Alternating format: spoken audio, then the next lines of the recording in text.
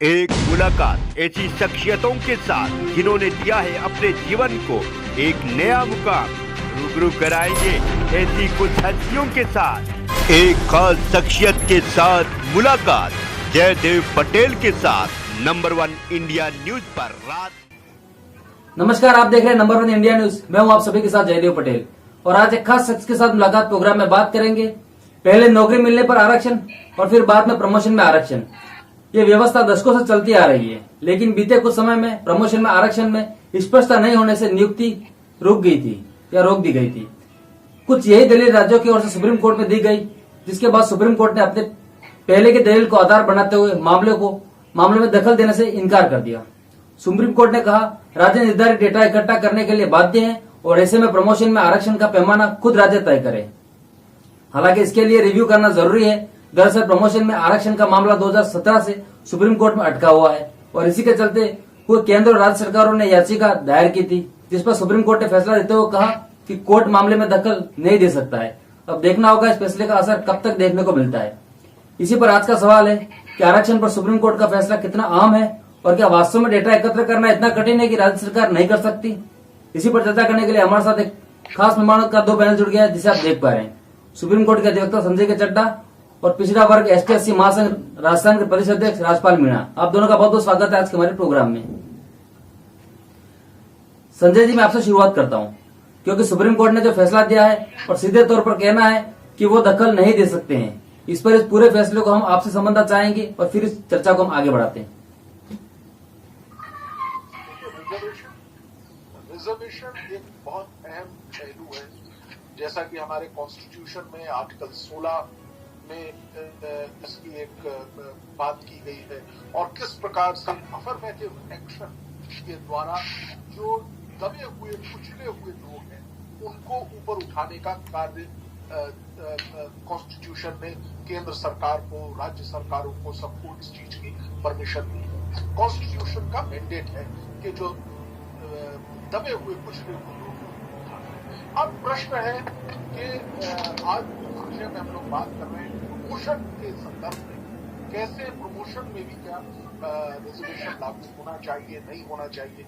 ये मुद्दा कई दफा हमने देखा कि इस पे कई बार चर्चाएं होती हैं और इस परिप्रेक्ष्य में जो हम सबसे पहले तो इंदिरा साहनी का जजमेंट है उस 1992 का, लेकिन उससे भी M 2006 का जो है M नागराजा का जजमेट, उस जजमेंट को बेस बना के आज जो सुप्रीम कोर्ट का जजमेंट है उसमें कहा गया है, क्योंकि जैसा कि आपने बताया कि पिछले 3 साल से ये अपील पेंडिंग थी, जो कि ये जो राज्य सरकारों के द्वारा और केंद्र सरकार के द्वारा ये अपील फाइल की गई है कि क्लियरिटी लाने के लिए। नाउ सुप्रीम कोर्ट ने बड़े स्पष्ट शब्दों में 2-3 बातें कही, वो मैं आपके समक्ष रखना चाहता हूँ।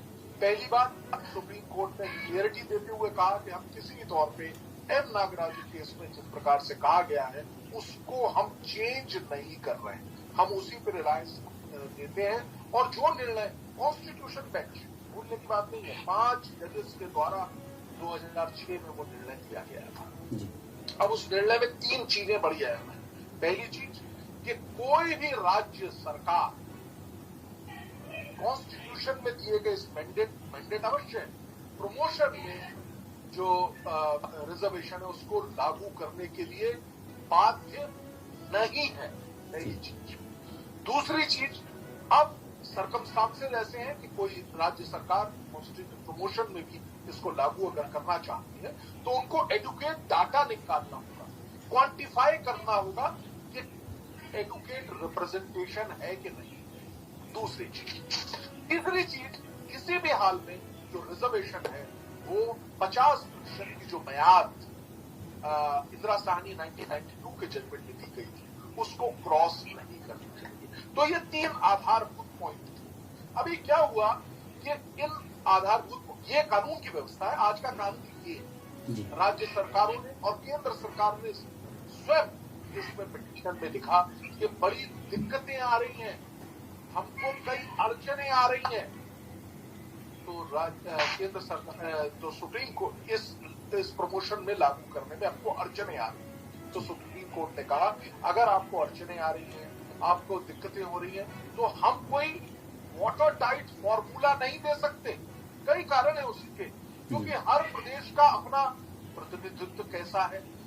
तो उन्होंने खास तौर से बल्कि एक और बड़ी अहम बात की कि आपको काडर को यूनिट बना के, क्योंकि हर प्रदेश की, हर काडर की अपनी अपनी व्यवस्था है, वहां पे दो चीजें देखनी होंगी कि प्रतिनिधित्व जो है, जो शेड्यूल कास्ट या शेड्यूल ट्राइब है, उनका प्रतिनिधित्व कैसा है, पहली चीज। दूसरी चीज, एडमिनिस्ट्रेटिव स्किल्स जो है उन पे भी बल दिया जाना चाहिए। ये सारी बातें नागराजा जज को कही गई थी और सुप्रीम कोर्ट में अभी जो 3 जज बेंच थी उसने बड़े स्पष्ट शब्दों में कहा कि वो 5 जज बेंच का जो फैसला है उसमें हम बिल्कुल भी किसी प्रकार से दखलंदाजी नहीं कर सकते। और एक कानून की व्यवस्था और भी है, 3 बजे जजेस की बेंच संभवतः वैसे भी दखलंदाजी नहीं कर सकती।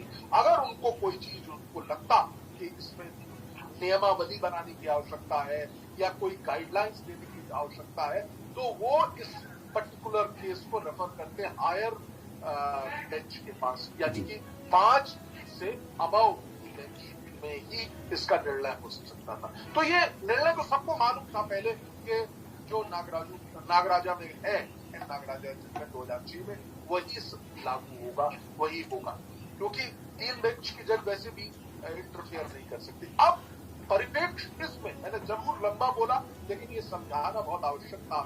मैं जानता हूं हमारे साथ राज्यपाल जी भी हैं, वो भी एक एक्सपर्ट है, वो अपनी ओपिनियन देंगे।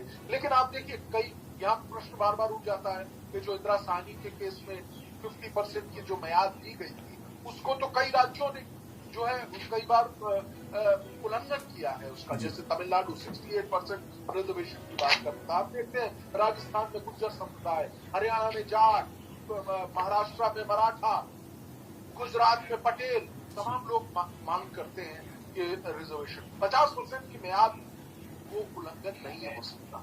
खैर आज का जो निर्णय है मैं उस पर आपको बताऊं कि जो मैंने आपको बताया कि वो ये है, जो एम नागराज का केस है 2006 का, उसी को ही लागू करना होगा। अब राज्यों को और केंद्र सरकार को ये डाटा इकट्ठा करना कोई इतना मुश्किल काम नहीं है, एक इच्छा शक्ति की कमी मुझे लगता है। ठीक है राज्यपाल जी, कहां पर कमी रह गई? क्योंकि अब आप लोग इस फैसले का स्वागत भी कर रहे हैं, लेकिन कैसे इम्प्लीमेंट होगा, क्या इम्प्लीमेंट यहाँ पर किया जाएगा? जो सुप्रीम कोर्ट ने कहा है, पहले भी कहा गया था, लेकिन रिव्यू कभी हुआ नहीं। आदरणीय, ऐसा कुछ नहीं है, क्योंकि माननीय न्यायालय में जो पैरवी करते हैं लोग, वो अपने तथ्यात्मक तरीके से करते हैं। माननीय न्यायालय उसके आधार पर अपना निर्णय जारी करता है। प्रॉब्लम क्या आ रही है कि कोई भी स्टेट या कोई भी सेंट्रल गवर्नमेंट ये नहीं चाहती कि SC/ST का जो पर्याप्त प्रतिनिधित्व वाला डेटा है वो कलेक्ट करे और इसको की क्रियान्विति माननीय न्यायालय के आदेशों की पालना करे। सब अपनी मनमर्जी से, ये राजस्थान सरकार का ले लो या और स्टेटों का ले लो, सभी जगह है कि जिसकी लाठी में दम है वही अपना काम कर रहा है। हमारे राजस्थान में तो बड़ी विडम्बना है कि जब से सुप्रीम कोर्ट का निर्णय आया है उसके बाद भी या पहले के जितने भी कानून कायदे जो नियम नोटिफिकेशन जारी हो रखे हैं, जो कार्य विभाग हमारे यहाँ का राजस्थान का DOP जारी करता है, उन आदेशों की पालना खुद कार्य विभाग ही नहीं करता। तो आप ये जानते हैं कि इनकी सोच, इच्छा शक्ति नहीं है इनमें, ऐसा वो इनकी एक सोच इतनी SC/ST के प्रति सही नहीं है जिससे कि इनको लाभ दिया जा सके। आपको पता है कि पहले भी रोस्टर का संधारण हुआ करता था हमारे राजस्थान के अंदर। 1975 में रोस्टर का संधारण 40 मिनट का हुआ करता था।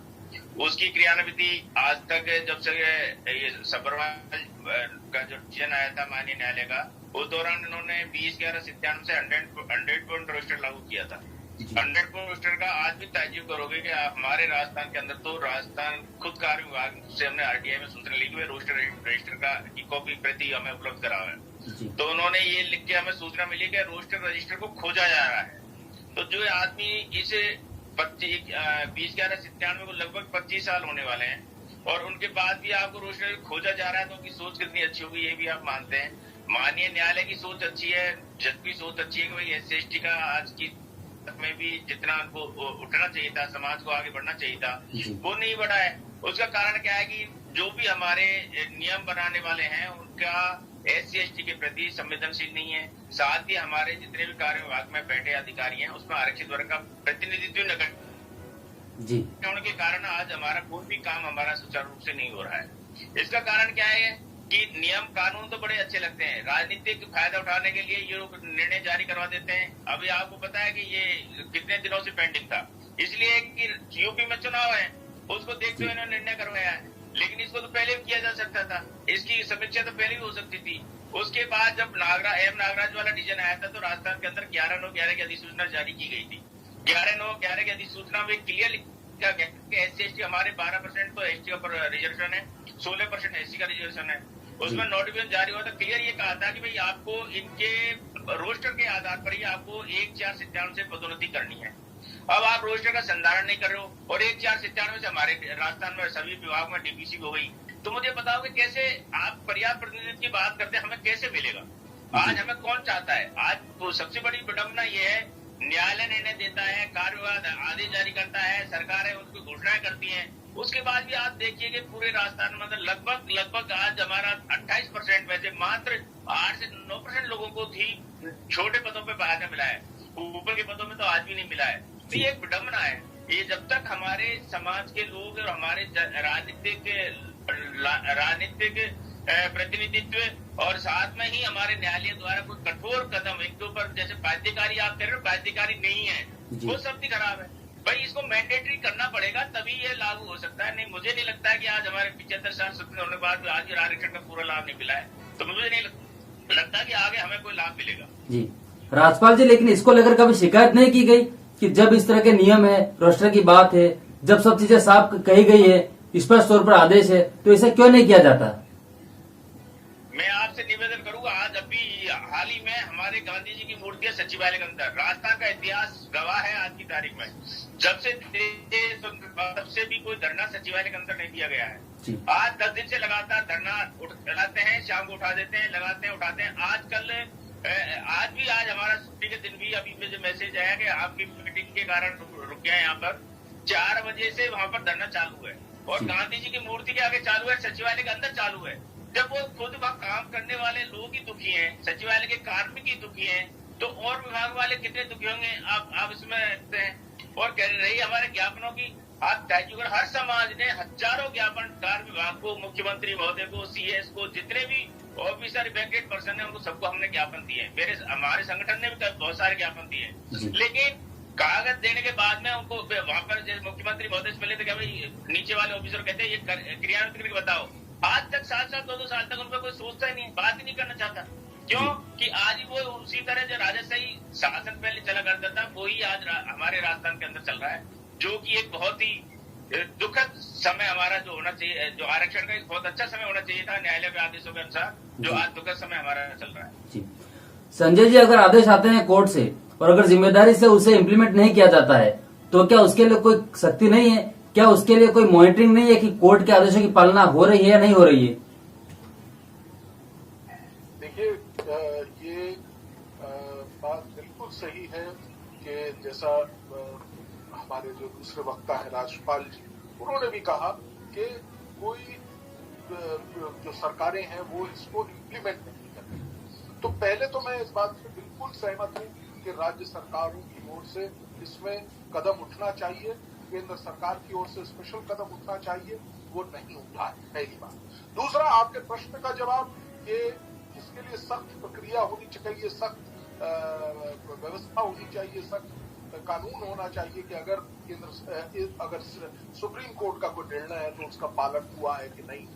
जी, मैं आपको बताना चाहता हूँ, यहाँ पे अगर पक्षकार चाहे तो वो कंटेम्प्ट ऑफ कोर्ट की फाइल कर सकते हैं।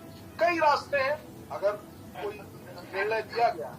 देखिए, मुझे याद पड़ रहा है आदरणीय चीफ जस्टिस का एक रिमार्क किया है, तो बड़ा कष्ट होता है कि जब सरकारें जो है सुप्रीम कोर्ट के निर्णय को कई दफा नहीं मानती है, उनका प्रत्यक्ष क्रियान्वयन नहीं करती है, तो कष्ट होता है। ये हमारे चीफ जस्टिस ने कहा है कुछ दिन पहले, आपको मालूम है।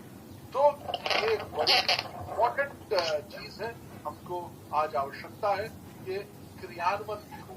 निर्णय आ रहे हैं, बहुत अच्छे निर्णय आ रहे हैं, वो निर्णय देश हित में है, लेकिन उन निर्णयों का क्रियान्वयन नहीं हो रहा है, ये थोड़ी सी गलत बात है। जी राजपाल जी, क्या वाकई में डेटा कलेक्ट करना इतना मुश्किल है कि राज्य सरकार उसे नहीं कर सकती है, जानबूझ कर करना नहीं चाहती है? आदरणीय मैंने आपको बात कर रहा हूँ, जब एम नागराज का निर्णय आया था माननीय सर्वोच्च न्यायालय का, उस दौरान भी इन्होंने क्वांटिफाइड डेटा तैयार किए थे और ऐसा कुछ नहीं है, क्योंकि हर बाद में जब भी कोई बजट सेशन होता है उसमें पूरे राजस्थान के जितने भी कर्मचारी अधिकारी कार्यरत है उनका बजट के दौरान उनकी समीक्षा होती है, कितनों को कितना बजट दिया जा रहा है, किस विभाग को कितना दिया जा रहा है, कर्मचारी के हित में कितना दिया जा रहा है, सारे डेटा इनके पास है। इनकी सोच सही नहीं है, कार्य विभाग के अधिकारियों की सोच सही नहीं है, वरना डेटा तो उनके पास है। आपको पता है हर सरकार के पास में हर कर्मचारी का डेटा ऑनलाइन है। पहले तो क्या है रजिस्टरों में इनमें अलग अलग होता था, लेकिन आजकल तो हर चीज को आपने ऑनलाइन कर दिया। उसके बाद अगर डेटा नहीं है, ये कोई संभव है क्या आज के युग में? मुझे नहीं लगता। सरकार सोचे तो विद इन वीक सारे विभागों में कितने अधिकारी कर्मचारी काम कर रहे हैं ऑनलाइन, इसको सारा डेटा आपके सामने है, लेकिन इनकी सोच सही नहीं है। SC/ST को न्याय देना ये नहीं चाहते हैं, SC/ST के नियमों की पालना नहीं ये करना चाहते हैं। क्यों कि इनको वोट जब किसी भी प्रदेश के अंदर इसके अंदर जब कोई चुनाव होते हैं तभी SC/ST के लोगों की याद आती है, उन्हीं के ही योजनाओं की याद आती है, उन्हीं के प्रमोशन और रिजर्व वाले निर्णय की याद आती है। वरना हमें आज भी पहले शोषित थे, अब भी शोषण है, आगे मुझे लगता है कि 10-20 साल तक हमारा कुछ शोषण रुक पाएगा, क्योंकि हमें न्याय देने वाले ही न्यायप्रिय नहीं है। जो न्यायालय आदेश करते हैं उनकी क्रियान्विति नहीं होती, उसी के आदेश की पालना में दोबारा रेट लगा दी जाती है, फिर दोबारा रेट लगाई जाती है। हम इतने सक्षम नहीं है कि हम सुप्रीम कोर्ट हाईकोर्ट के वकील खड़ा करके हमारी वेदना को लड़ सके। सबसे बड़ी कमजोरी है हमारे समाज की। मानते हैं हम 1% लोग आज राज्य की सेवा में है, तो ये नहीं है पूरे समाज हमारा आगे बढ़ गया है। वो जो लोग हैं उनको वो भी लड़ के इस स्थान पर पहुंचे। आप भी जानते हैं जो आदमी दबा कुचला होता है वो किस तरह आगे बढ़ सकता है। अब ये हाल ही में आप देखो कि कार्य विभाग के आदेश की पालना, कार्य विभाग के कर्मचारी सचिवालय के अंदर देश स्वतंत्र होने के बाद पहली बार राजस्थान में एक धरना चल रहा है, और कल हमारे गांधी जी का पुण्यतिथि वाले कार्यक्रम का प्रोग्राम है माननीय मुख्यमंत्री महोदय का, उसी जगह पे धरना चल रहा है। फिर भी सरकार को ये पता नहीं है कि ये लोग क्यों बैठे हैं, किस लिए बैठे हैं, इनके साथ अन्याय हो रहा है।